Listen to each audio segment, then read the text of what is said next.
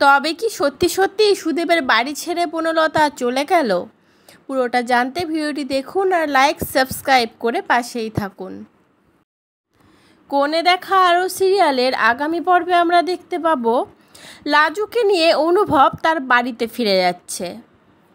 তারপর লাজু তার বাপের বাড়ির সবার আশীর্বাদ নিয়ে সবাইকে বলে তাহলে এলাম আমরা। তারপর অনুভব লাজুকে নিয়ে গাড়িতে চেপে তার বাড়ির উদ্দেশ্যে রওনা দেয়।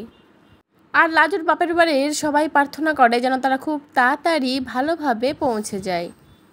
অন্যদিকে দেখতে পাই আমরা বনলতার এবার যাবার দিন উপস্থিত হয়েছে, মানে সুদেবের মা তাকে 3 দিন সময় দিয়েছিল, তো আজকে তার যাওয়ার দিন স্থির হয়েছে। তাই সে দীপাকে বলতে থাকে মন খারাপ করছো কেন? আমি চলে যাচ্ছি বলে একদম মন খারাপ করো না। আমি কোথায় থাকছি, কোথায় যাচ্ছি, কেমন আছি সব খবরই তোমাদেরকে আমি জানাবো। আর সবাই অবাক হয়ে বনলতার দিকে তাকিয়ে থাকে। আমি তো ভাবলাম বনলতা দীপাকে গুন্ডাদের হাত থেকে বাঁচিয়ে ফিরিয়ে নিয়ে এসছে বলে সুদেবের মা হয়তো তাকে ক্ষমা করে দেবে, তাকে আর বাড়ি থেকে চলে যেতে বলবে না। কিন্তু শেষমেশ কি বনলতাকে সত্যি সত্যি চলে যেতে হবে সুদেবের বাড়ি থেকে, নাকি শেষ মুহূর্তে সুদেবের মা তাকে আটকে দেবে? কি মনে হচ্ছে আপনাদের? কমেন্ট করে অবশ্যই জানাবেন।